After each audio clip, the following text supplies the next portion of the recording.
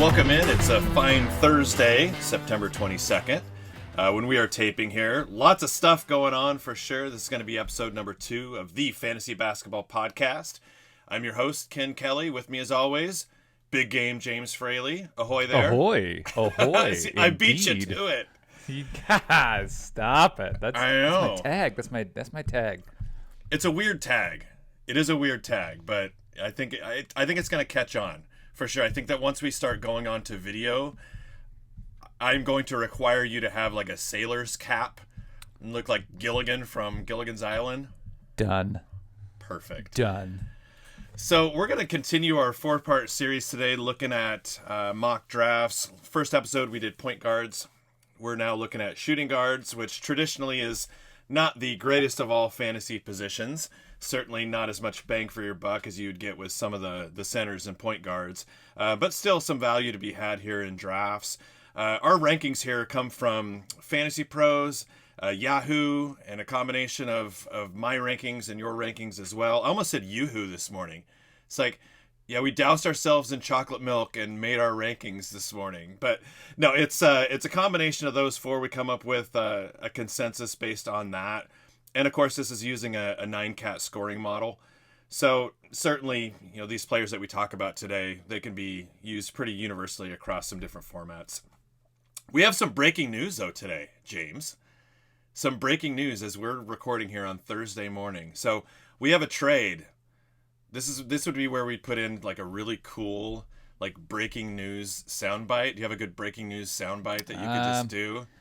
I you know what? It's the closest thing that I can find. And man, this is definitely not going to sound hokey right here, but let's do it. Let's do this. Ready? Yep.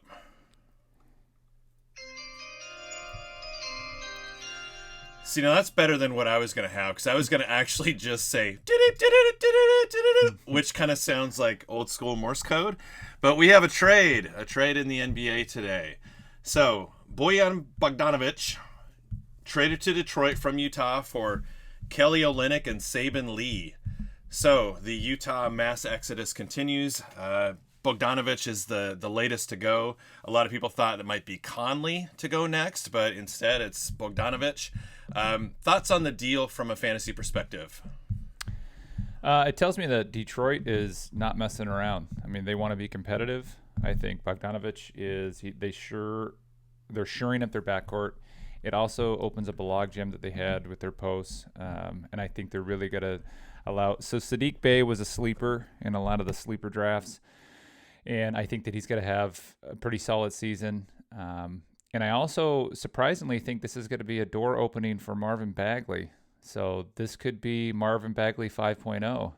So if you look at it like the Iron Man suits, Marvin Bagley Mark V, this might be something where he really gets an opportunity to run. I'm excited to watch Detroit, and it's the first time I've been able to say that in probably 10 seasons. So I like this trade for Detroit. And then from a Utah perspective, Olynyk's one of those guys that he's a pretty solid fantasy value at this point. So he should get significant run. He'll probably be their start. Well, he won't be their starting center at this point. I would imagine he's probably going to play that 4 or 5 stretch. So depending on whether or not they keep Lauri Markkanen, but I see Lauri Markkanen and Kelly Olynyk working really well together if they decide to keep him through the season. So, I mean, I would take a flyer on Kelly if he's still around in your last two rounds. So there's definitely value for Kelly. He's always been solid. He's flirts with the double-double if you're in a multiplier league. So, if he gives you 11 and 9, 11 and 8, that doesn't bother me. He shoots a pretty good percentage, just right around that 52%. Great free throw shooter for his size, so he's not going to hurt you if you pick him late rounds. So if you decide to go heavy in guards and you need somebody as a backup, I mean, that's a pretty good pick. No, I think my biggest concern is just Kelly O living in Salt Lake City. So I'll tell you, I have a buddy of mine who actually played for Gonzaga years ago back in the Kelly O days, and just last year I saw a picture of the wedding reception of Kevin Pangos, who of course played a little bit for the Cavs last year, played in Europe over the last few years, been a great European player. But you look in the crowd and you see one guy with like a Hawaiian shirt and a headband. I was like, oh, there's Kelly Olynyk. So he is quite the character. Certainly a journeyman around the NBA, but he could provide some value. But Kelly O's personality and with that franchise, it's going to be a very interesting fit. So I think it's going to be fun in Utah. It's going to be, I guess, hashtag silly season when we talk about statistics that are going to come from the Jazz this year, because it's going to be different. Their team is going to look so different than what it did in years past. We also have other news. Interesting news for sure. It does affect fantasy leagues in a way, but Ime Udoka is likely going to be suspended for the season, the coach of the Boston Celtics. There's talk this morning that I've seen already about him possibly even stepping down. So by the time listeners are getting to this podcast, that may have already come to fruition. It's interesting for sure. There's some talk about him having an inappropriate relationship. Now, inappropriate doesn't mean it's not consensual, but it's something that was with some member of the staff, which is against their personal conduct policy. So Ime's in some hot water. This is an unfortunate situation for a coach who, certainly has worked his way up the ranks. His story last year was pretty phenomenal, getting the Celtics all the way to the finals. So if he is indeed gone, what kind of effect do you think that's going to have on the Celtics, James? Ime was a player's coach, and he also had the respect of a lot of individuals. I mean, he came from the Popovich farm system. So I'm actually shocked. I'm looking at the January 1st, 2022 census of the United States population. There's 332.4 million people in the United States, and he chooses to have a consensual relationship as a rising star coach within the ranks of the Boston organization, which is just mind-boggling to me to put that much in jeopardy. So from a fantasy perspective, guys like Marcus Smart, Jason Tatum, Jaylen Brown, Ime Udoka was a huge supporter of Jaylen Brown, and with a lot of the trade talks and him kind of being, we're getting to a point where this is 2 seasons going on the 3rd season where Jaylen Brown's kind of in that CJ McCollum where he's always the guy that Boston could throw into a trade. And Ime was quick to defend when he came in and said, look, Jaylen's my guy. He's not going anywhere as long as I'm here. So I'd be curious to see. I know very little to nothing other than the name Joe Mazzulla, who will be assuming to be running the helm this season. I don't know what that relationship is. He was an assistant last year, so I'd imagine it's pretty good with the team. But when you're talking the Eastern Conference champions and you're making a regime change at the head, that could be pretty significant. So I think time will tell. It doesn't change where I would take guys like Tatum, Brown, and Smart. I also think, this wasn't on our list, but, Robert Williams going under the knife again for this knee that he played with a torn meniscus. I'd be curious to see how Boston comes out of the gate with these changes. So, again, the key guys on that squad for fantasy would be Smart, Tatum, and Brown. I'm probably keeping them. I'm not going to shift where I would take them in the draft. Robert Williams, obviously, I'm going to hold on to for a little bit. But from a team perspective, this could be pretty significant for the first 20 games of the season as they try to get acclimated with this new coach. Yeah, it's going to be different for sure. Assistant coaches are assistant coaches for a reason. And I'm not saying that Mazzulla can't coach, because he obviously can. He's an NBA caliber, coach. He's on an excellent coaching staff. But a lot of times these guys get assistant coaches because they fit a certain need and they complement their strengths. So I don't know if Mazzulla is one of those guys who, is he a rah-rah guy? Is he a cerebral guy? I just don't know enough about him to know exactly what his personality is going to look like. There is obviously some familiarity here, but this is a pretty stunning development for sure in Boston. It's unfortunate. So we'll just have to see what happens. So speaking of those 332 million people in the United States, there are 15 or so that we're going to talk about today. We won't talk about all 332 million because that would make for a really, really long show. And frankly, a lot of those people just can't play basketball. So we're going to focus in on those top 15 shooting guards. and also some honorable mentions. So let's start there. Let's go ahead and start at the top of our honorable mention list, and that's going to be with Anthony Simons of the Blazers. So Simons obviously had kind of a breakout campaign last year before he was shut down. Certainly a major scorer, but there are questions about him because Damian Lillard is on his way back. They've added Jeremy Grant. The team looks a little bit different than what it did when Simons was kind of in his heyday last year, in his breakout season. So there are some questions here in terms of what kind of production we're going to get from Simons. He's a great free throw shooter. He's going to make threes. I think he's probably going to be a player who's going to score somewhere around 18, 19 points a game, taking over for that CJ McCollum role with McCollum now in New Orleans. The field goal percentage is going to be a little bit of a problem. And then he's not really going to get you a lot of other stats that you'd like. He's going to get you 3 rebounds, 3 assists, a handful of steals and blocks, but not much else. So Simons is a little bit of a wild card when you talk about shooting guards.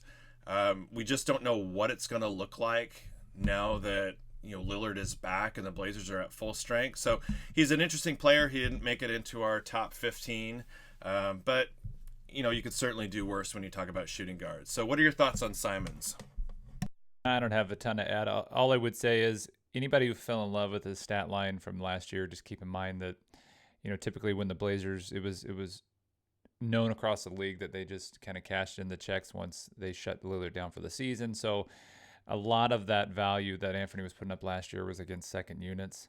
So again, I don't see his scoring dropping off, but I also it would take a lot for him to increase some of his other statistical numbers. I would like to see his rebounds go up. I think that'd be pretty easy for him. He's very athletic.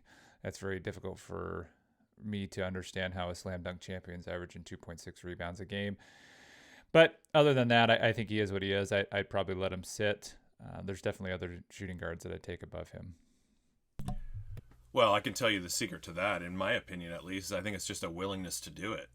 I just don't think Simons is one of those players who wants to go and just get the basketball. I think he'd much rather be the recipient of an outlet pass and go in and battle with some of those big guys.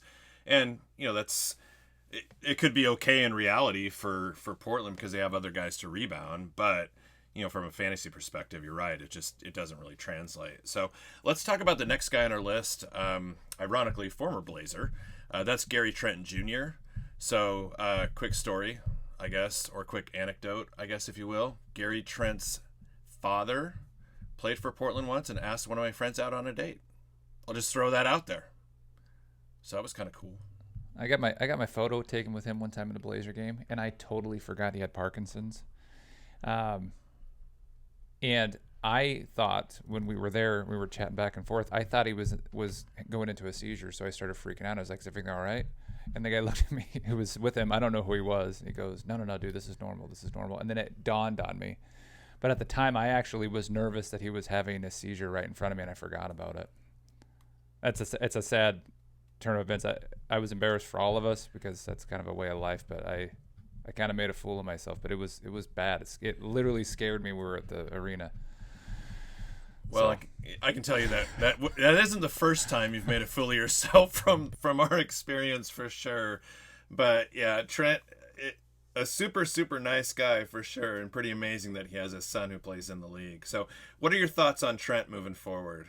Unlike Anthony Simons, I think this is a guy who he plays with a lot of energy and passion. I mean, that Raptors team, I've got them in the top 4 seed for the East this year.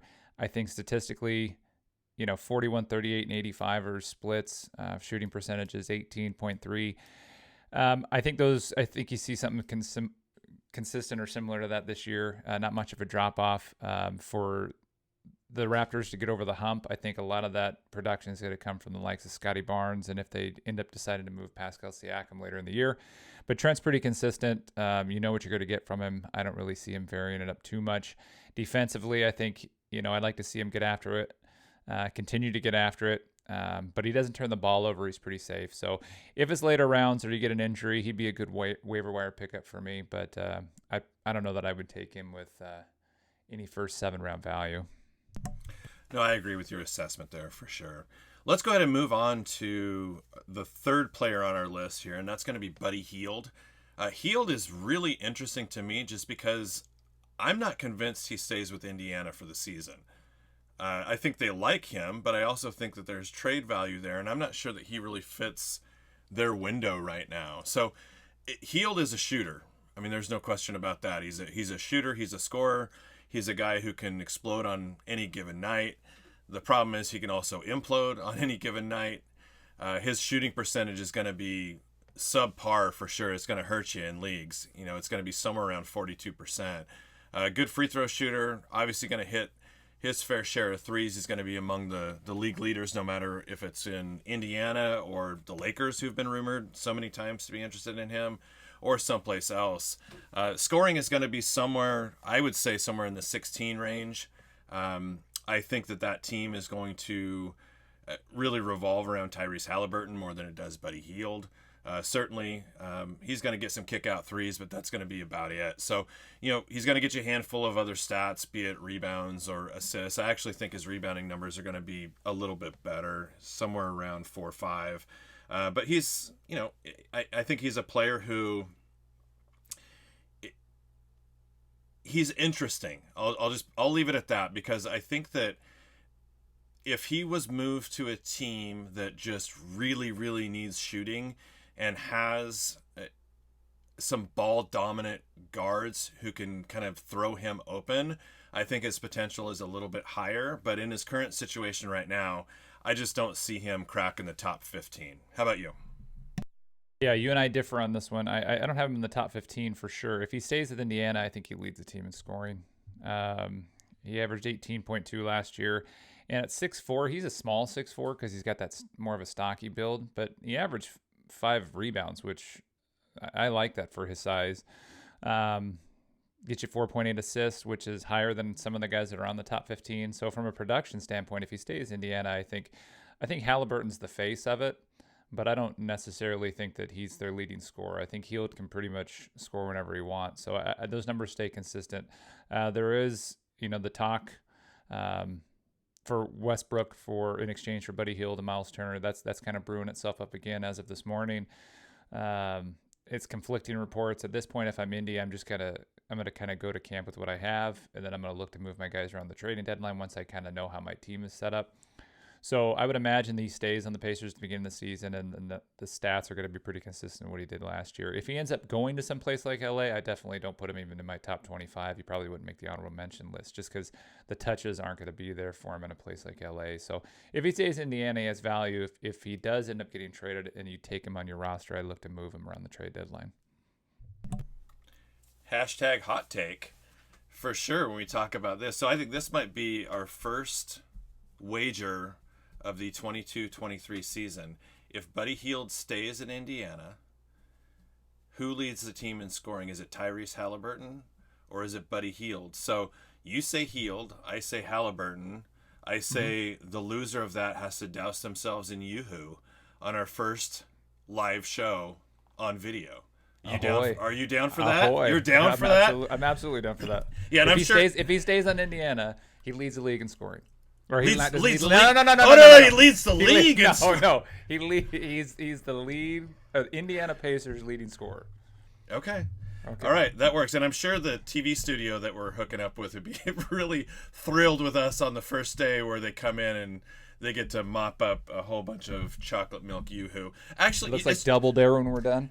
Is Yoo-Hoo chocolate milk? Do you consider Yoo-Hoo chocolate milk, or do you consider it an alternate drink? That should be our poll question. Actually, I'm going to put that on Twitter today. That's going to be our poll question today. So, is Yoo-Hoo considered chocolate milk? Well, I think that should be their slogan. Drink Yoo-Hoo, the alternate drink. Did you called it Yoo-Hoo? Yoo-Hoo. Gosh. U2. I think U2 should be the sponsor. U2 and Yoo-Hoo.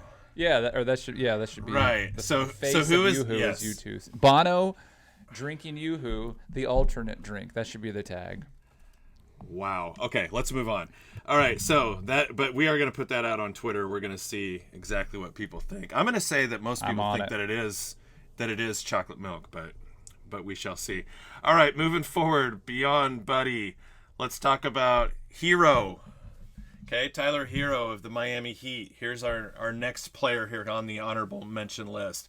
You're talking about a player who's going to have some really good shooting percentage, solid value. He's been one of those players who's been mentioned so many times in trade, not because the Heat want to get rid of him, because they don't. They really like this player, but if the Heat were in play for somebody like Kevin Durant, another team would demand Hero coming back to him. Okay, so in his time here, he's really, really developed. Great free throw shooter, good 3-point shooter.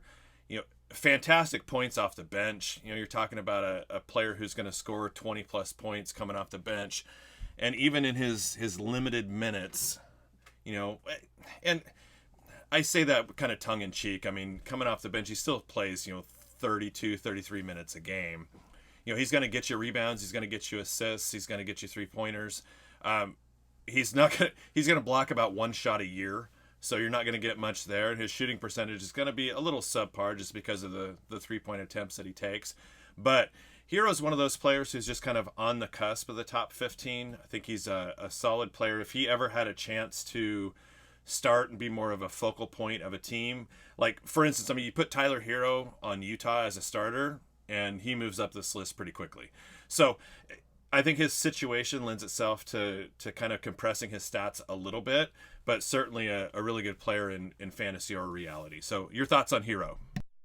Yeah, I mean, he's slightly more fantasy points per minute than Buddy Hield. Buddy Hield's doing his damage in 35 minutes, Hero's at 32 minutes. Their shooting percentages are pretty close across the board. Tyler's slightly better from the 3-point line, but the fact that he can do that, I like taking guys who are going to give me the most bang for my buck, and I do that based on a fantasy points per minute. So that's where Hero's value is. If they slide him into a starting role permanently, he's a no-brainer. He probably cracks the top 15 for me. Last year, he started 10 of the 66 games he played in. So if he eventually moves into a starter role, I think he's definitely a top 15. You can supplant some of the guys like Klay Thompson, things like that out of it. But as of right now, you can find more value with the top 15 players that we're going to talk about here shortly. So if you were to would you take Hero over Buddy Hield? I personally wouldn't take Hero over Buddy Hield just because I know Buddy Hield's going to be a starter. So he's going to give me minutes. The thing about Hero is he gives you a lot in a short period of time. He's also kind of a microwave. So when he's hot, he's hot. When he's not, he's not. And Hield's a little bit more consistent, especially in Indiana versus his time in Sacramento when he would try to take over games. So I've seen some evolution of Buddy Hield's game to where he kind of understands his role, where he thought of himself a lot higher when he was in Sacramento. So I like the evolution of Buddy Hield more than I like Tyler Hero at this point. So I would definitely take him over Hero. Gotcha. So we mentioned the Warriors a little bit earlier in the show, and now we're going to talk about two of them back to back. The first one being the last of our honorable mentions, and that's going to be Jordan Poole. So Jordan Poole, obviously a breakout star last year.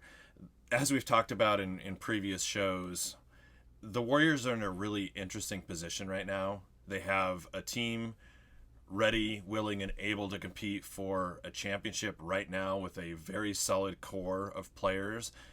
But they also have a bench that, quite honestly, if you could take the Golden State bench and turn them into starters on another team, and that team would be actually pretty decent. Stop it. So no, they Stop would. it. No, they would. No. If you had Jordan Poole and Moses Moody and Wiseman, they wouldn't be terrible. They're 13th in either conference. They're emerging stars, but let's not jump ahead and say that they're not last in their conference. Well, I think I like these players a little bit more than you do, maybe perhaps, Harry. I like them individually. I'm just saying, you put them together in the roster. Definitely, it needs these veterans. So it works because they're interchangeable with the veterans that are on there. But left to themselves, that's not. So how many? Okay, no. So how many games do you think the Baby Warriors would win? We're talking the Baby Warriors here. Oh, if you give me an over under, if you give me an over under 30 games, I'm gonna push or go under. Okay, no, and I'm not saying that they would be better than 30 and 52, but they could compete and they could win some games. I mean, they're Well, not. I mean, if you're 30 and 52, you're the 11 seed. You're 11-12, which is last in your division. but it's not. Or you're But they wouldn't. not They 9 wouldn't be wins. the okay. They wouldn't be the worst team in the league. Okay, if you But- had Jordan Poole, Moses Name one Moody. team. Name one team. Okay, so let's look at who's the worst in our league right now. So let's just say you're thinking they're beat Houston.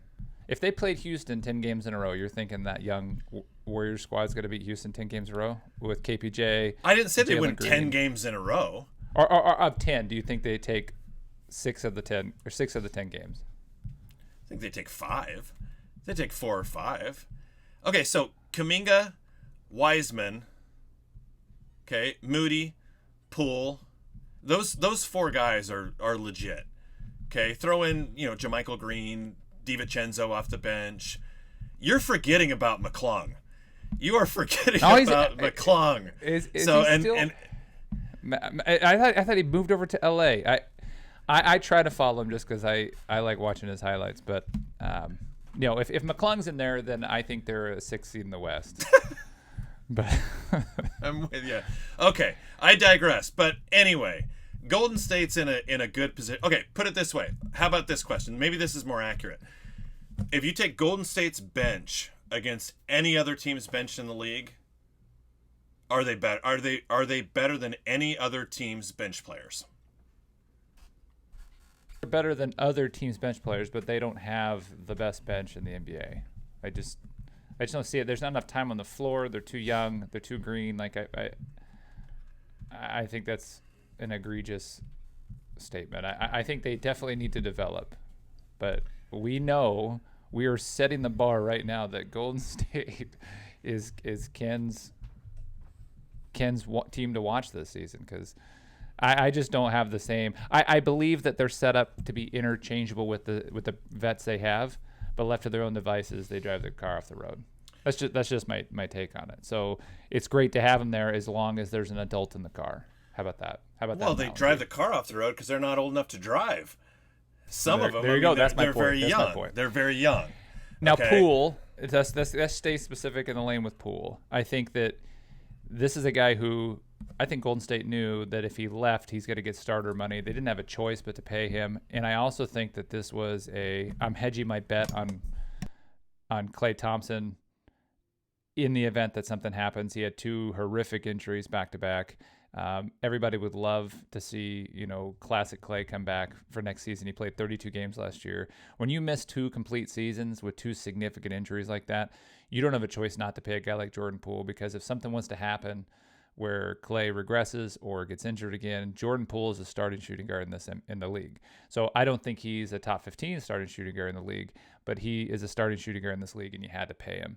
So a lot of flexibility here, and he is a flash guy who can get you fantasy points in a hurry, but that's kind of the nature of Golden State's offense. I think it's a perfect fit for him there. I think if you move Jordan Poole someplace else, the stats don't translate. I think a lot of the shots that he hits in his percentages are a direct result of having other guys on there that take the emphasis away from him. So he is a beneficiary of being on that squad, and I think that, like I said, he's going to get an opportunity to put up stats like he did last year. Golden State won last year. I see Steve Kerr saying, hey, I'm going to really try to control some of the minutes of Klay and Steph this year, and I think that Jordan's going to be a direct beneficiary of that. Well, that really brings us into number 15 on our list. So after we get through these honorable mentions, we'll run right through these guys, and number 15 is Klay Thompson. So, side note, I'm going to make like a Golden State Baby Warriors t-shirt, and I'm going to have it available for people to purchase. I'm just telling you that right now, because Baby Warrior bandwagon? Yes, the Baby Warrior bandwagon. Hashtag Baby Warrior bandwagon. That's what we're going to do.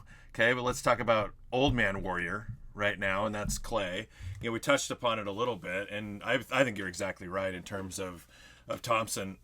He missed a lot of time, and it was unfortunate and sad to see. A player who is so explosive and so good and such a scoring machine. The good thing about Thompson is his game isn't predicated on explosive movements to the basket. It's really predicated on his ability to shoot the basketball.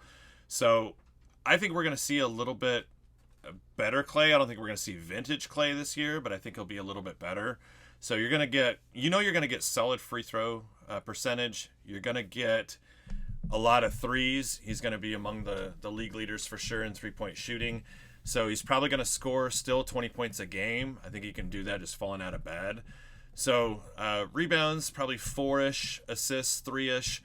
From a fantasy perspective, I think that he's going to be a little hit and miss. There are going to be nights where he goes off and hits 5, 6, 7 threes in a game. There's no question about that. There are going to be other nights where he plays some limited minutes and kind of defers to some of these other players. They're just so deep, which we've obviously talked about ad nauseum already today. But Thompson's one of those players who isn't what he used to be, but even this version of Thompson is still pretty doggone good, and he'll be helpful in a fantasy league. Yeah, I mean, I see. I like Klay. I think Klay's one of those people where when somebody is like kind of falling behind cognitively or physically, and you don't want to tell them because you just like them so much. Are you saying Klay? Okay, so you're like the anti-Warriors. Now you're saying Klay Thompson has dementia? No, I'm like, not what saying are you his saying? dementia. What I'm saying is like I think everybody loves Klay so much that I think it's hard to kind of state what is obvious physically, and this is how it's supposed to be when you have two significant injuries like this, but it is not the same Klay Thompson whatsoever, especially on the defensive end. And 32 games is a pretty significant subset of games to make some observations. Number one, he used to be the best two-way defender or two-way player in the league. His defense is all but non-existent at this point. I'm concerned that his field goal percentage dropped pretty significantly. So he was 42% last year. His 3-point percentage dropped below 40 for the first time in his career at 38%. His 2-point percentage dropped below 50 for the first time since 2014. His free throw percentage, 90%, I guess that's fine.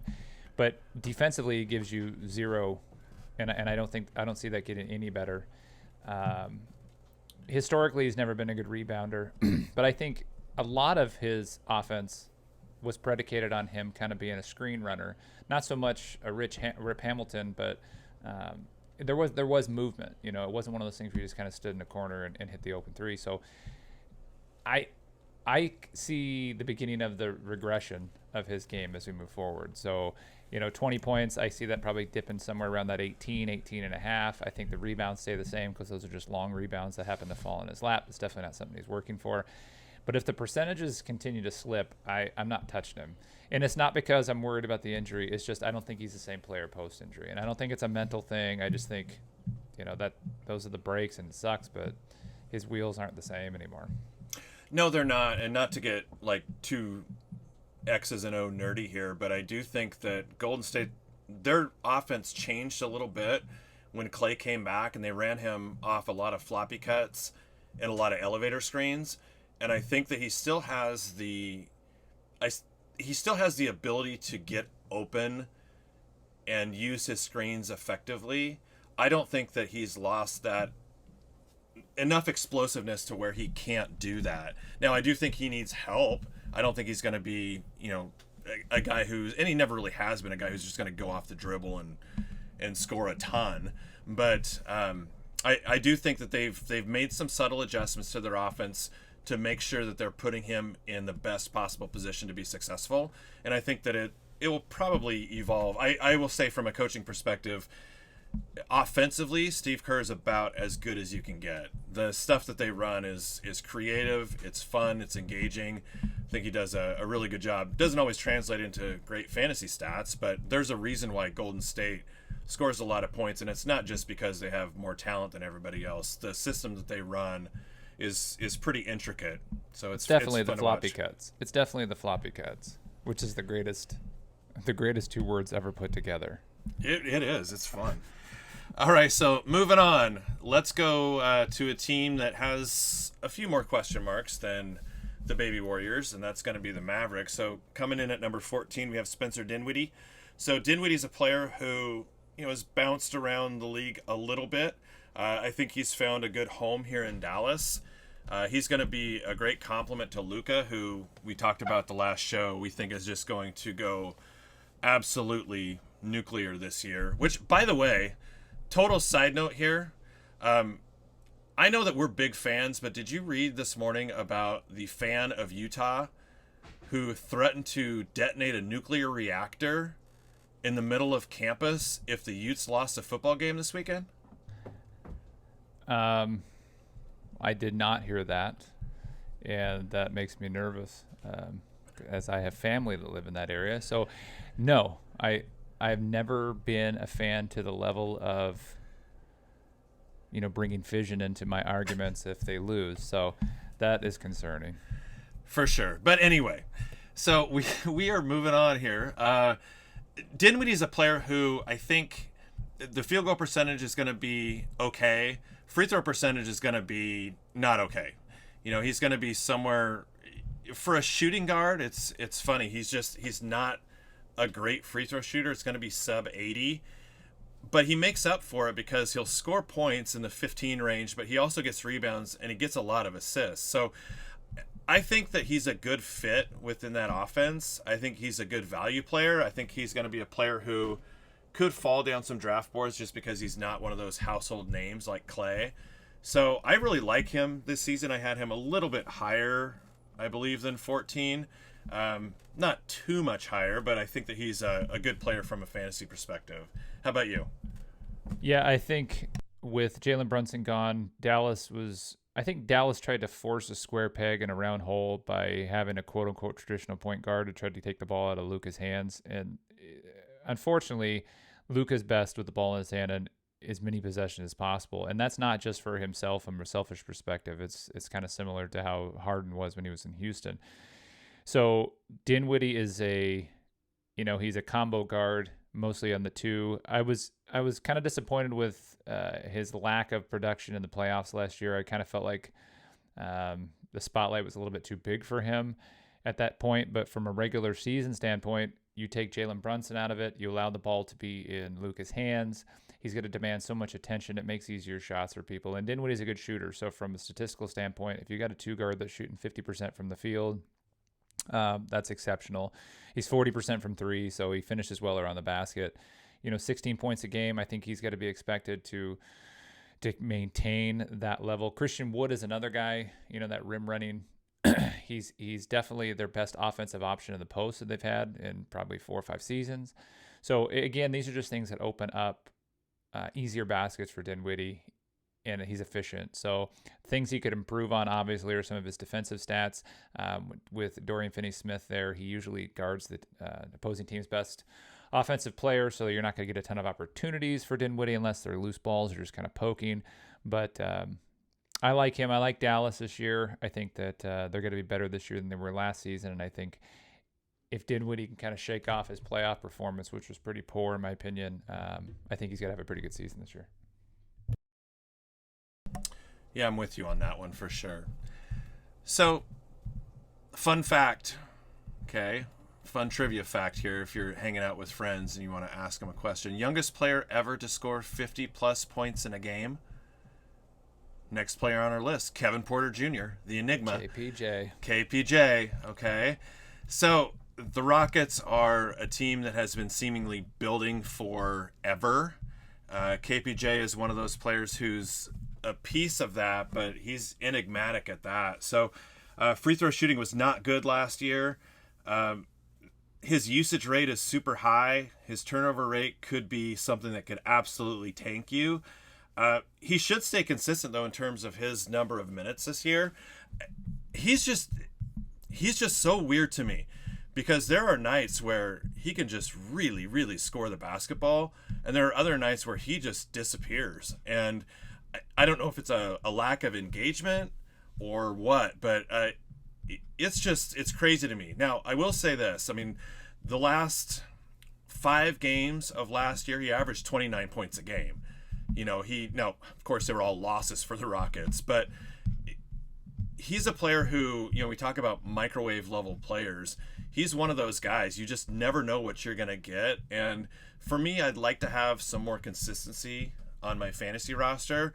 But if you're a player who is just kind of going for it and shooting for the moon, KPJ is a guy who you could put on your roster and just kind of hope for the best and see if he can really build upon his finish from last year. Because here are his last 7 games in terms of points: 26, 30, 27, 21, 36, 35, 26. I mean, that's ridiculous.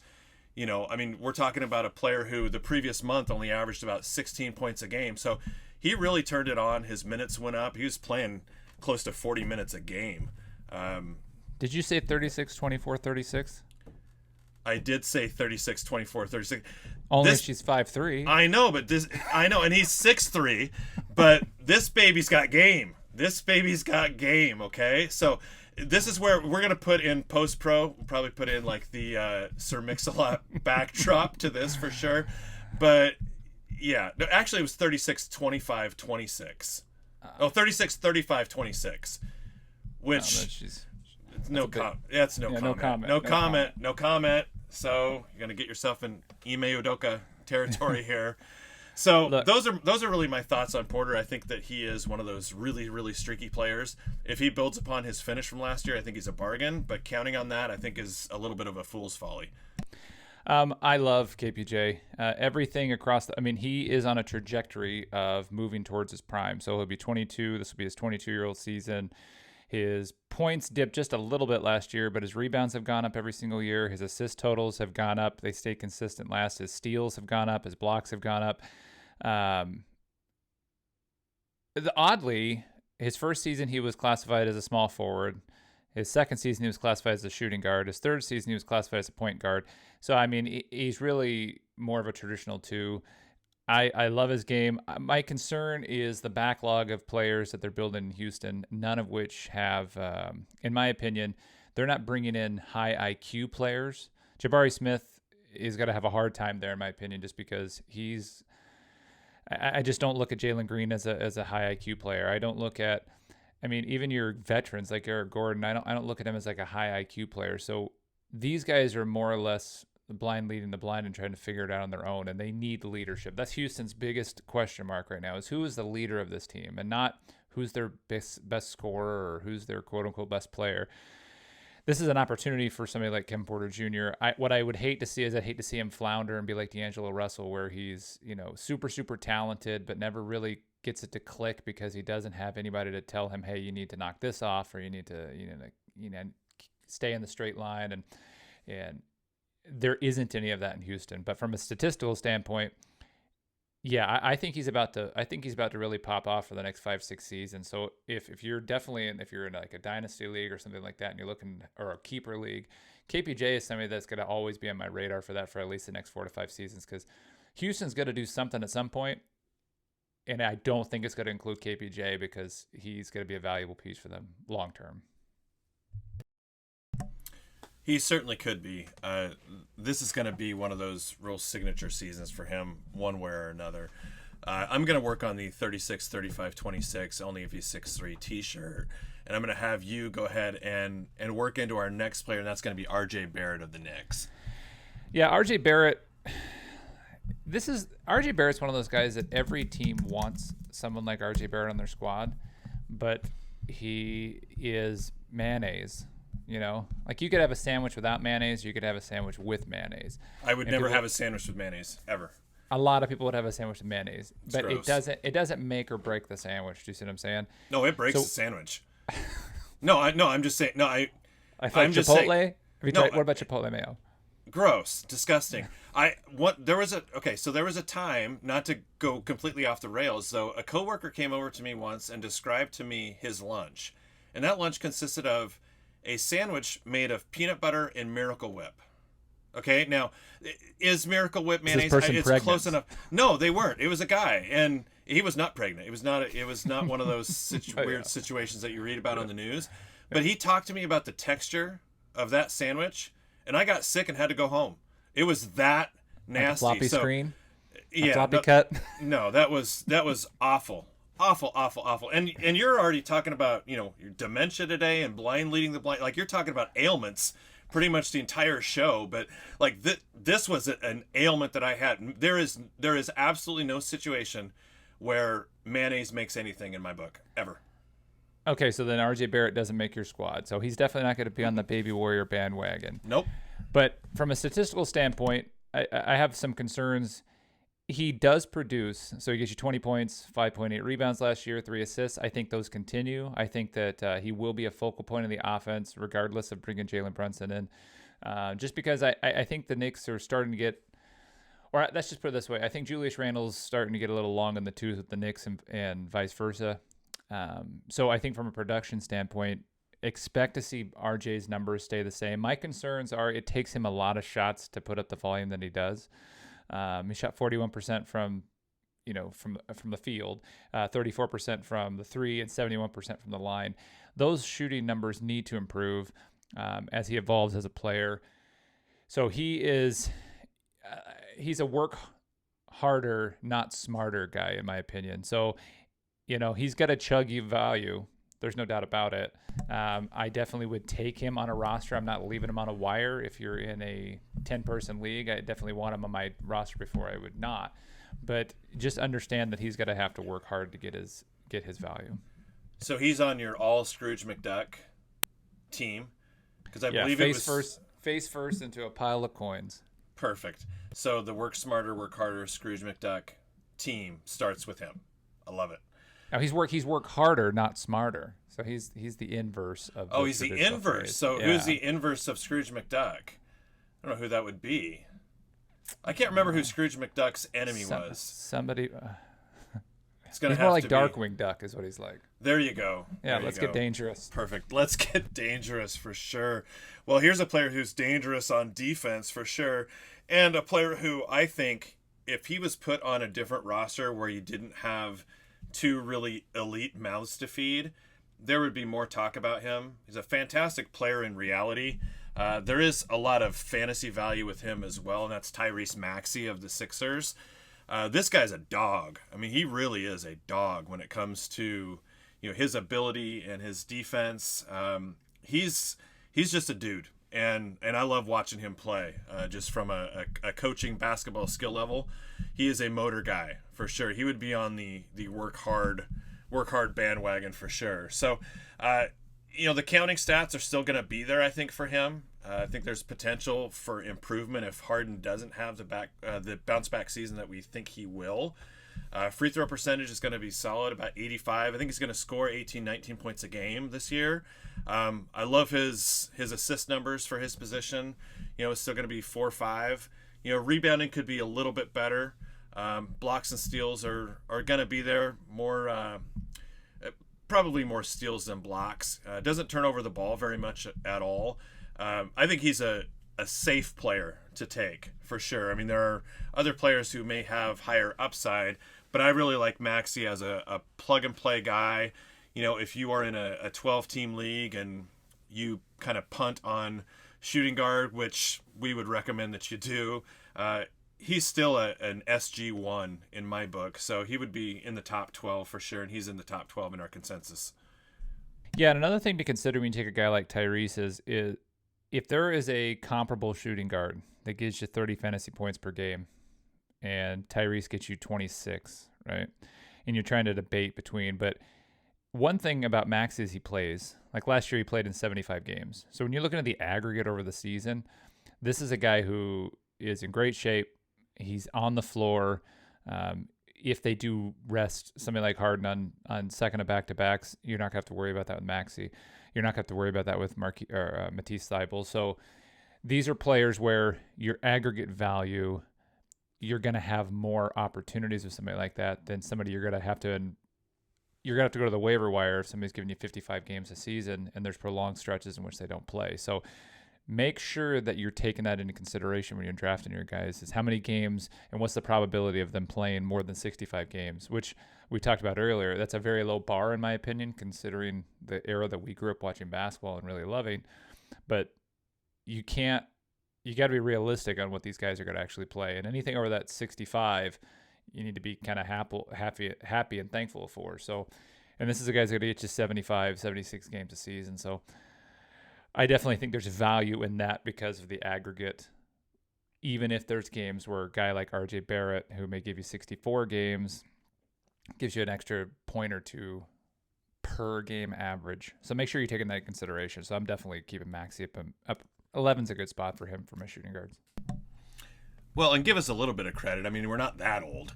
I mean, certainly we used to watch, the heyday of Jordan and Thomas and Bird and Magic, but it's not like we're Pistol Pete. Right, yeah. Bill Russell and Wilt Chamberlain. It's not like we're 85 years old, live from the bingo room at the Canterbury Inn. Like, that's not who we are. A lot can change in a short period of time. And I mean, are you telling me that 65, you don't think that's the bar at this point as to what would be considered a successful season? I mean, hell, you got people making all-star teams and all NBA teams, and they played in 48 games. Like, no. At a certain point, it's frustratingly laughable. No, it is. But I also think that we're realists, so it's not like we're, banging our canes on the window saying, "Hey, you kids, get out there and play." Like, that's not, and that's my best old man impression right there. That's like the get off my lawn impression that I have this morning. Yes, yes, for sure. So it's not like we're not realists when it comes to games played and whatnot. It is certainly different, but it's not like we've stopped watching for a long time and come back. So I'm going to defer to you on the next one too, because I know this is one of your ride or dies for the year. I know you really, really love this player, and that's Desmond Bane of the Grizzlies, who comes in at number 10 for us.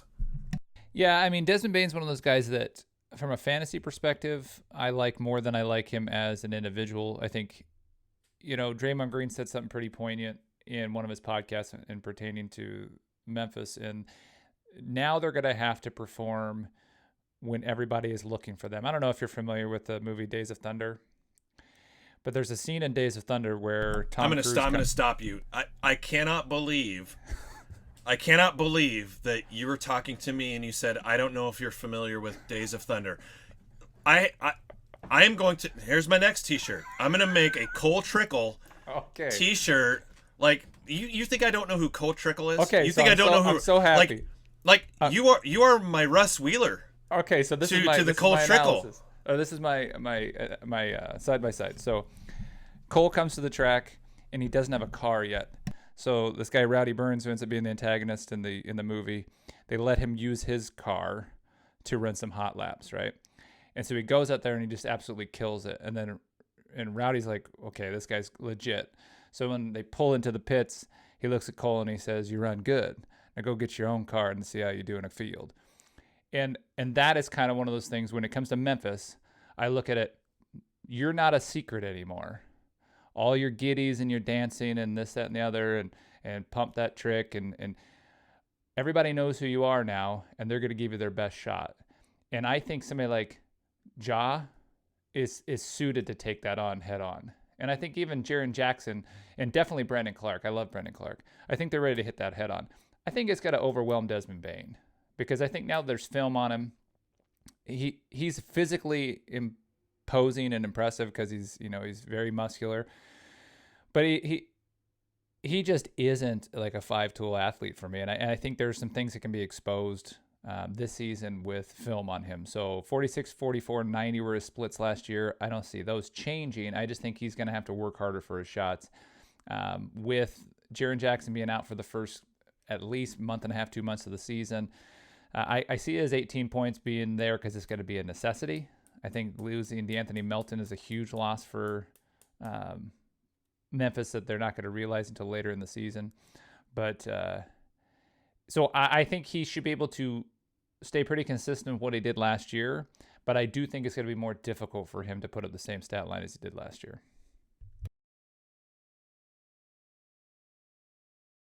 I think that's likely the case. When you look at it, I think that there are going to be some challenges there for sure. I don't know that I take everything that Draymond Green says to heart, but I do think that there is some truth to that for sure. But I'm so glad that you understand the reference. But I think it fits there where, like, yeah, you did really well, but let's see what you do when everybody's coming for you. So let's move away from Memphis and let's go back to Houston.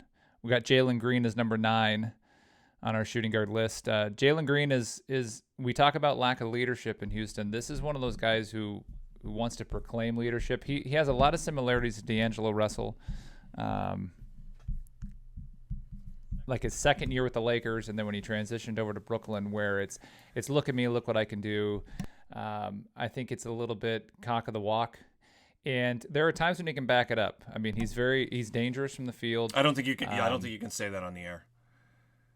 Yes, you can. Cock of the walk. Cock of the walk. Yeah, that is definitely. I'm using my my Christopher Walken. Right. The cock of the walk, right. Baby. Cock of the walk. Fill the space, James. Fill the space. Fill the space.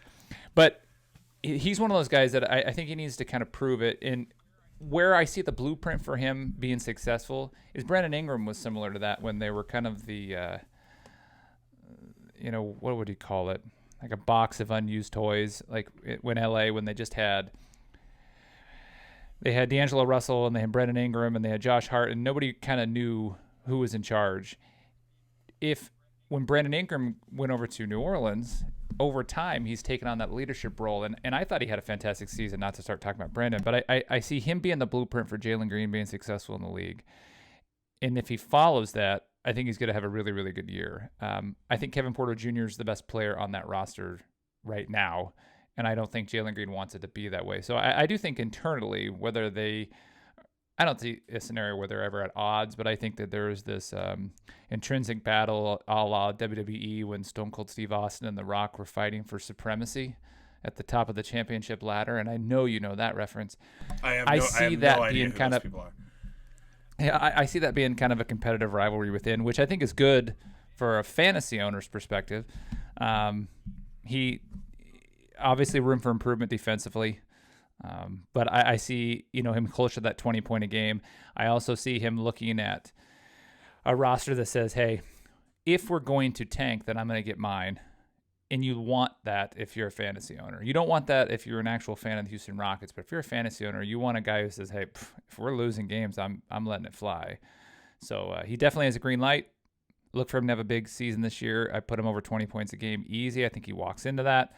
And he should have definitely top 10 value from a shooting guard perspective this season. No, I like him as well. And you look at his rookie season, and a lot of people might look at it and say, well, I wanted more. And that could be the case, but you're likely being a little bit greedy. He was a guy who came in, he's still super young. He's only 20 years old. And for him to come in and average 17 points a game as a rookie, it's pretty doggone impressive. So, yeah, I like him. You're going to get rebounds. You're going to get assists. I'd like that rebound number to go up a little bit, but you're talking about an explosive athlete who I think is just going to get better. So one of the things we talk about a lot in fantasy is volume. And the next player on our list, number 8, is a player who gets a lot of volume and really benefits from playing with a really good point guard in LaMelo Ball, and that's Terry Rozier. So Rozier's a guy who, he's a veteran player, but he gets his without question. He's really turned into a solid scorer at the NBA level, guy who's going to score upwards of 21, 22 points a game. The thing I like about him is his fantasy game isn't predicated just on scoring. So he's going to get you rebounds. He's going to get you assists. So even on a bad night where he doesn't shoot it well and, maybe only has 1 or 2 3-point shots and maybe scores 14, 15 points, he's still going to get you rebounds. He's still going to get you assists. He's still going to get you a steal or two. So he's not going to tank your night. Whereas like a player like Klay Thompson, if he has a bad shooting night, you're not going to get anything out of him.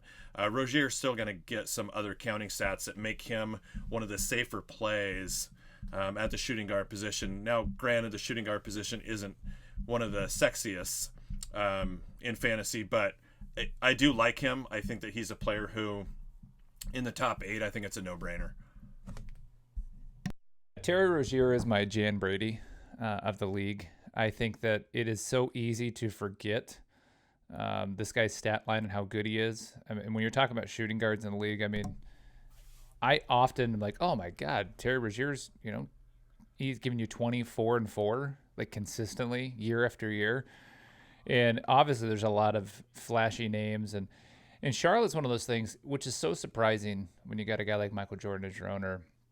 But they're a team that is kind of the Jan Brady in the league. And by that reference, I just mean everybody's focused on Marcia, and then you just kind of forget that Jan is that middle child. So when I look at Terry Rozier's stats, sometimes I forget. I shake my head. I'm like, God damn, he's good. Like, I neglect to have him on my pre-drafts often, and I have to I got to check myself.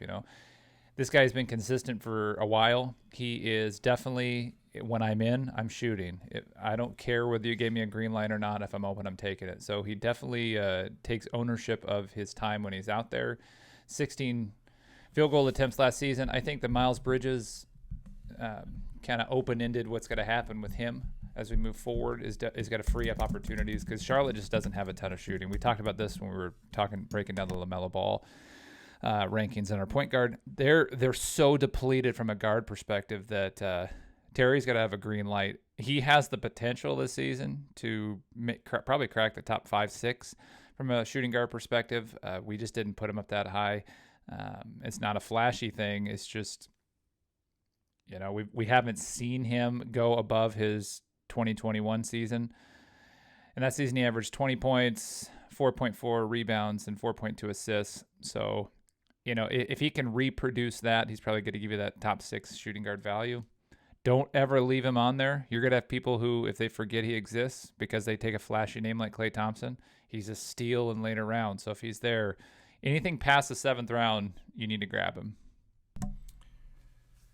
Yeah, I agree. I think that he's a player who is, while he might not be a must-have on a roster, he's certainly a great luxury. So speaking of great luxuries, let's talk about player number 7 on our list. And last year, if you were in a dynasty format or a keeper format and you took a flyer on this guy thinking, okay, well, let's just kind of see what happens here, boy, did it ever pay dividends. And the ironic thing is, you talk about, let's just talk about like from a dynasty basketball perspective, the teams that likely got this player, and we're talking about Josh Giddey here, were likely picking towards the end of the first round in a rookie draft.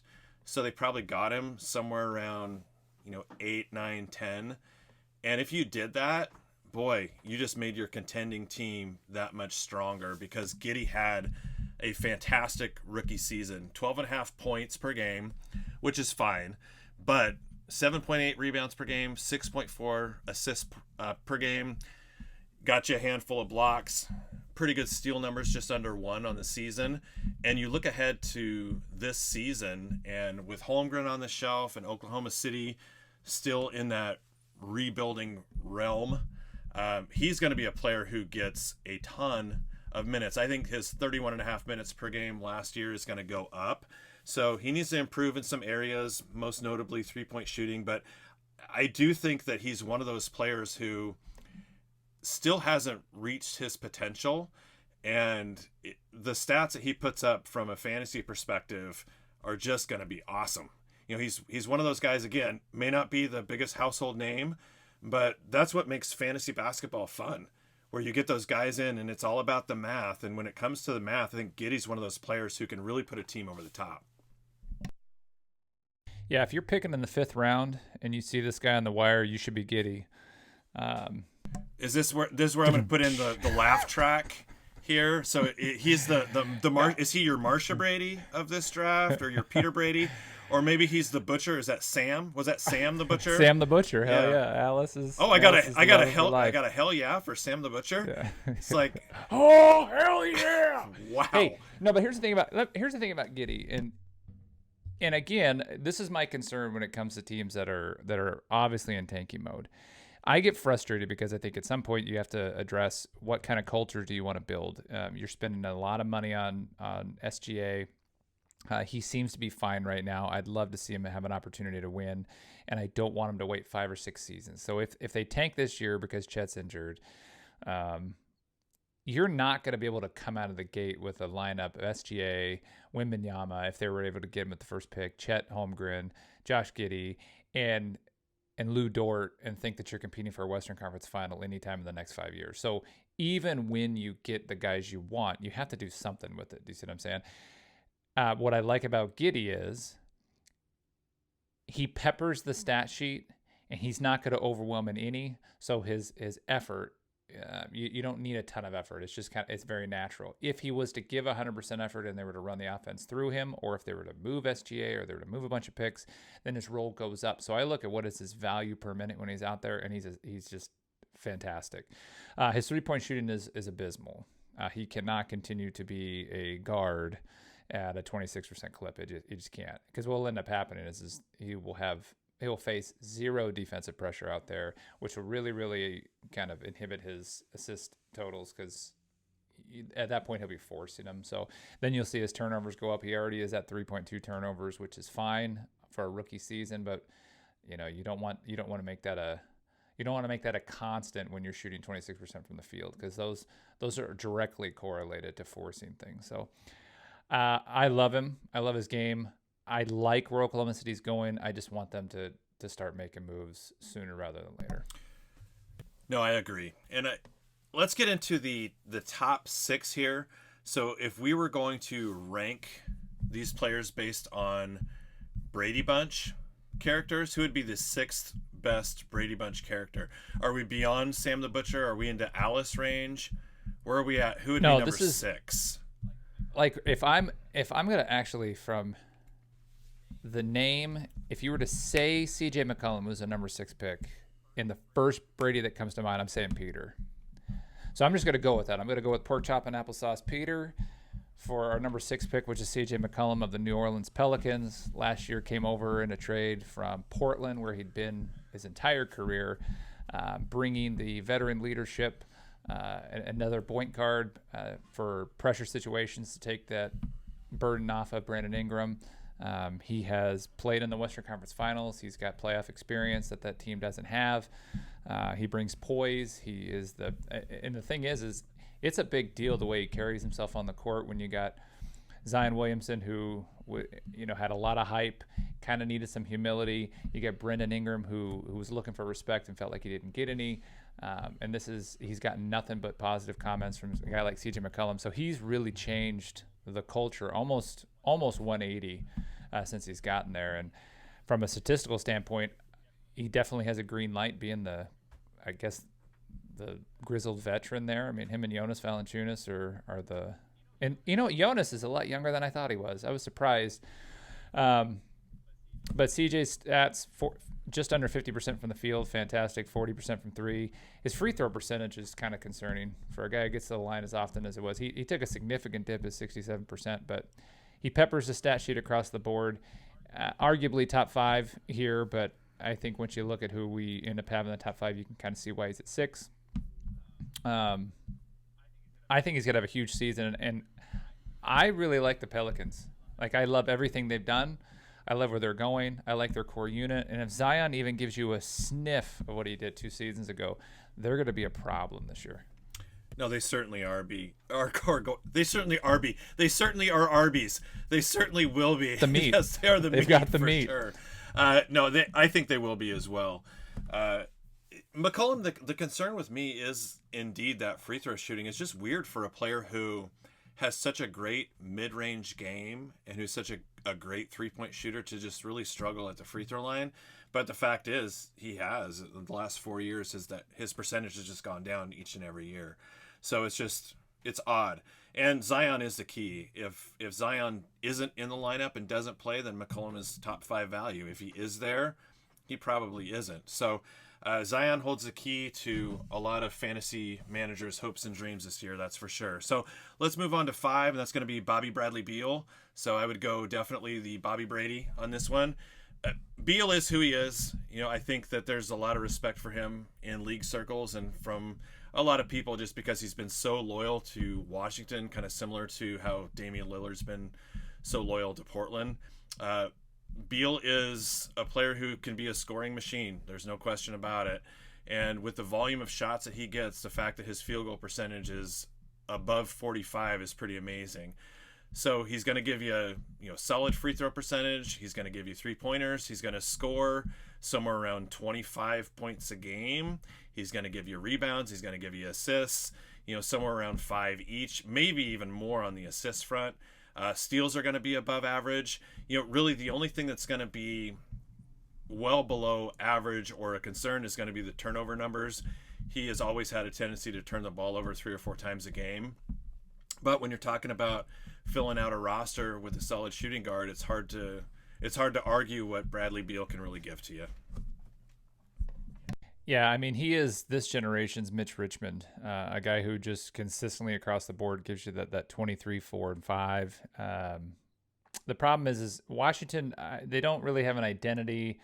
They try, but I just feel like they kind of half-heartedly try whenever they say, this is it, this is our team. They got some bad luck with John Wall, but I never really liked those two together, especially with no front court.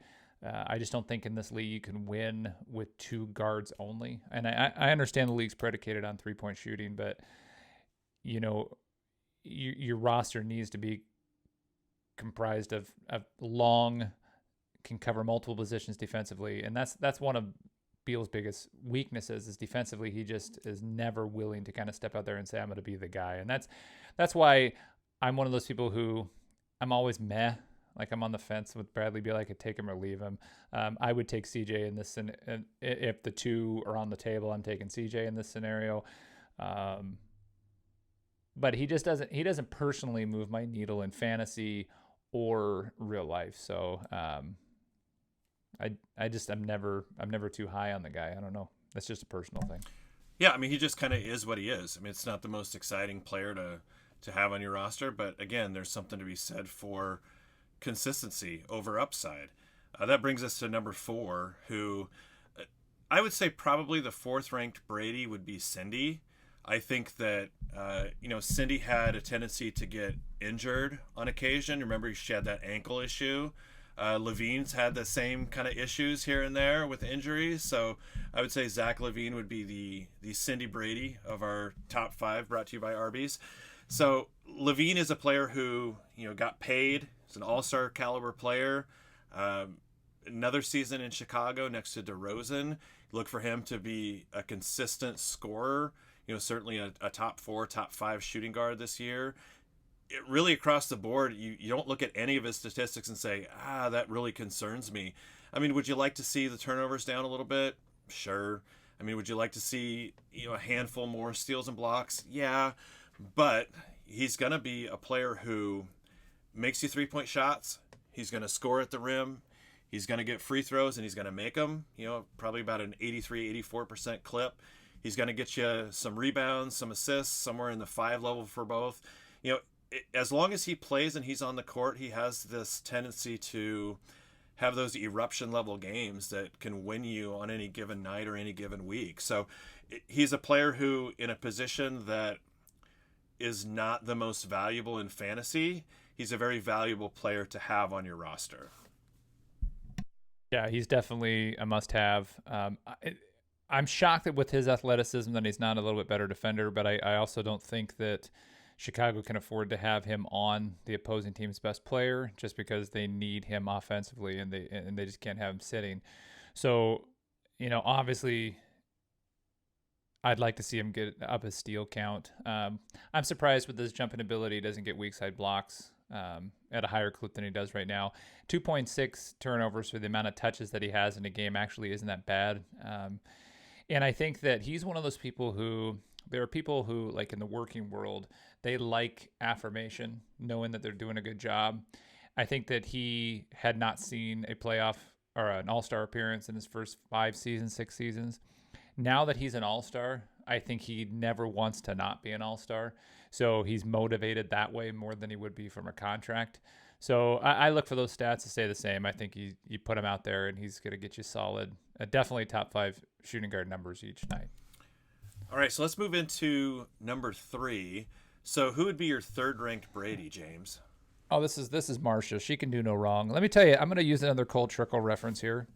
There's a scene when he's talking to his crew chief, and they're talking about, Wedge and this, that, and the other, and Cole's like, I don't know what any of that means. He goes, how do you figure it? He goes, I was just asked to drive and I could drive. Anthony Edwards is that in basketball. I don't think Anthony Edwards has a particularly high basketball IQ whatsoever. He can just step on a court and everything is so effortless and easy for him. It's very rare that you see people who can just come out and dominate. And if they had even the semblance of the IQ of somebody like CJ McCollum or a Chris Paul, they would by far they would obliterate the league. And so I think Anthony Edwards is slated to have an all-NBA caliber season. I think that the Minnesota Timberwolves are going to get a ton of press because of the moves they made in this offseason, which weren't directly, associated with Anthony Edwards and actually could have some adverse effects, but I doubt it. I think that team is poised to make him the face of the franchise.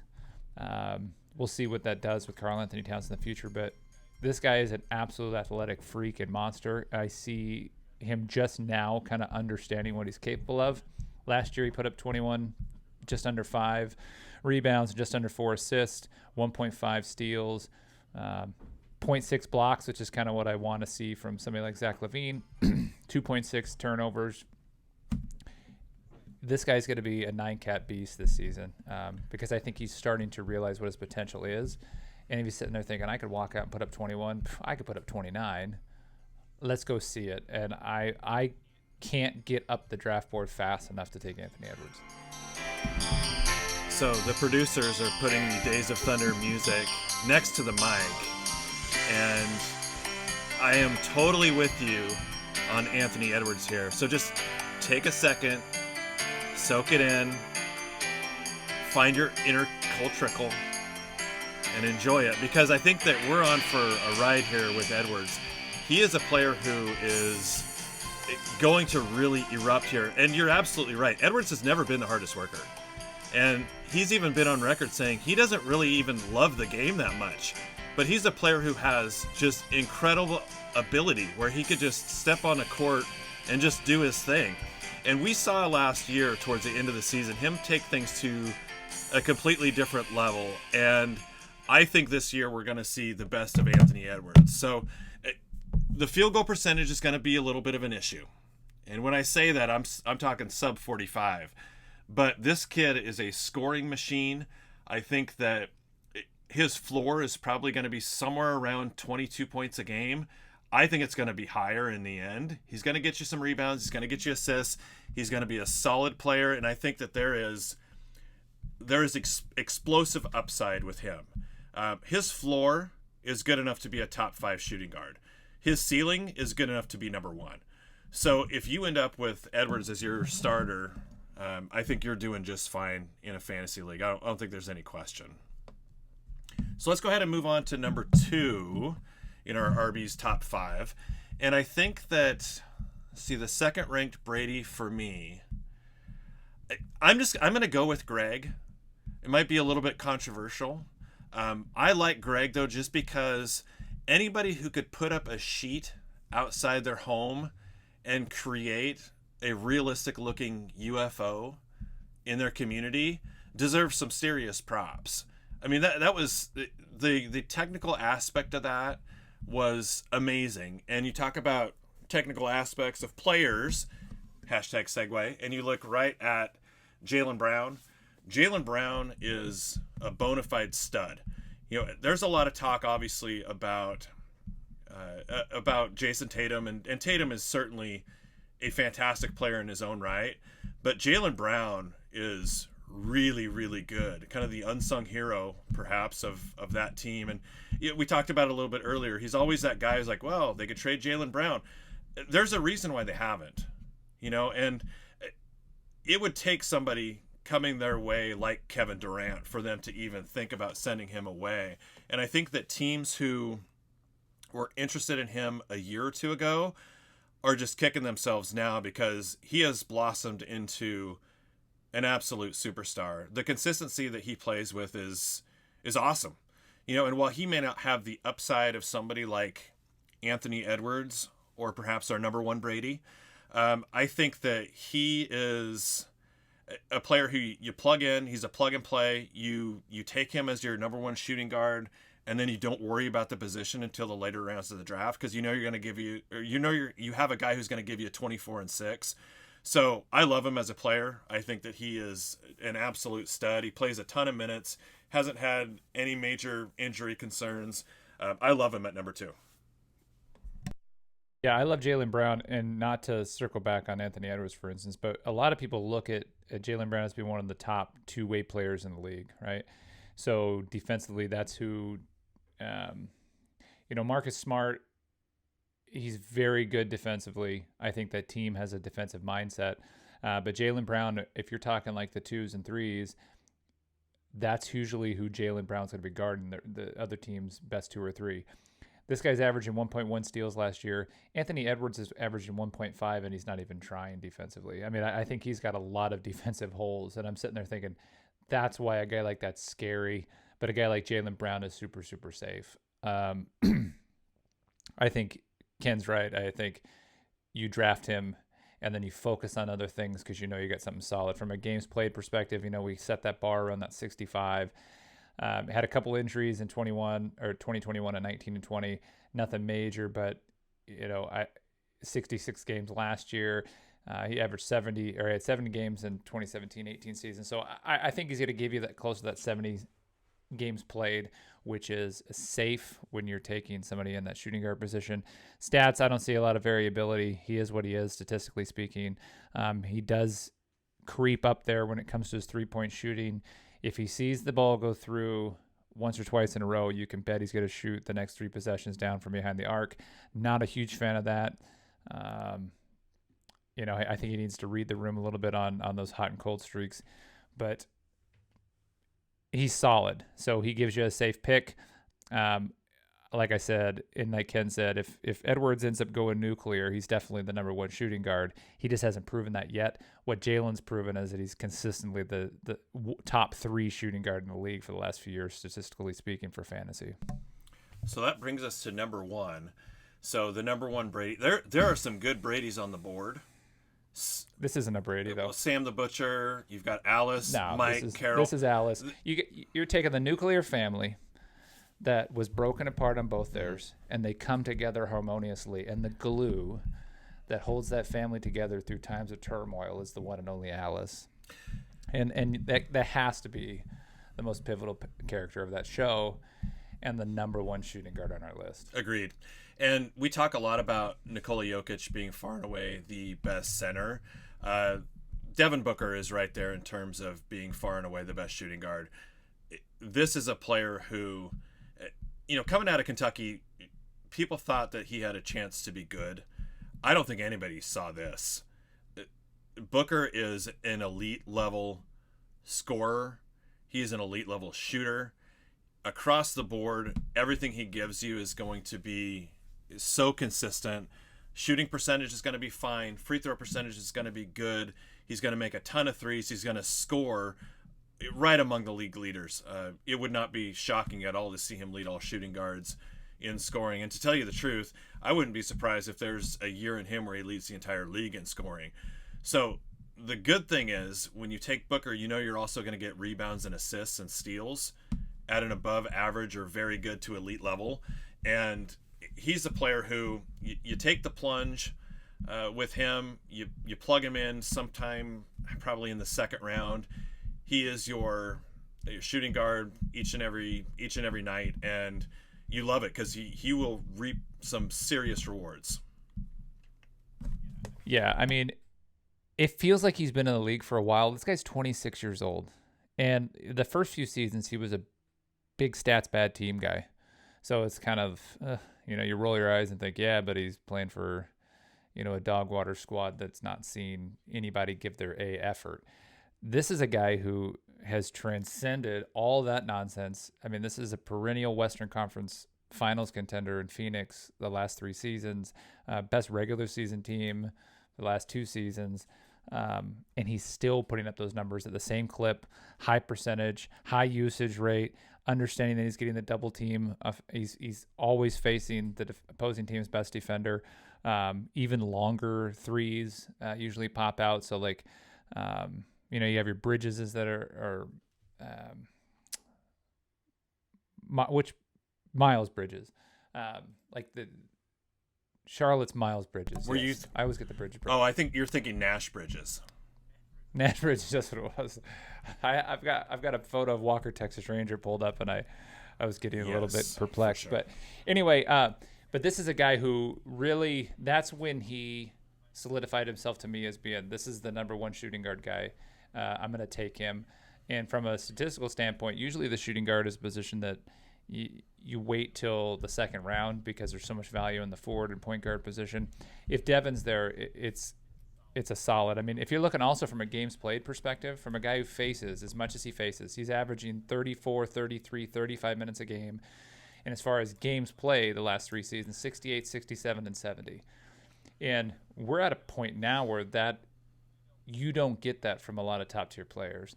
So I'm willing to take the jump and go grab somebody like Devin Booker, who doesn't have the same points per minute as somebody like Kyrie Irving, simply because I know that I'm going to get more on the aggregate for somebody like Devin Booker. So he's a home run. He's a no-brainer to me. At 26 years old, I mean, he's arguably getting into his prime, and I agree. I think I wouldn't be shocked if he's flirting with the scoring title this season or next, especially with the degradation of Chris Paul. Sadly, I mean, it's nature taking its course on knees after 18 seasons in the league, but I would imagine some of those touches that Paul was getting last year are going to go to Booker, especially in crunch time situations. So he could have a better season this year than last. I mean, looking at, potential MVP talk, flirting with the scoring title. I mean, he's a no-brainer. Don't leave him if you're in the first round, unless if you're in the top 7 picks, 8 picks, there's definitely other routes you can go. But if you're 10, 11, 12 and you're frustrated and you're coming on the turn, you definitely need to take a guy like Booker. I'm with you 100%. All right, so that's going to do it for shooting guards. So when we come back next episode, we're going to talk about the small forward position. Certainly a lot of talent still available on the board as we run through each and every position for fantasy basketball. So for James, I'm Ken. I'm going to say sayonara, but we're going to have Hans Zimmer take us out. Any parting thoughts, James? Floppy cuts, Baby Warrior bandwagon is Yoo-Hoo chocolate milk. I mean, God, we had a lot of zingers. We did. We had some good ones. It's been a great one. Yeah, we had some good ones. So, all right. See you next time.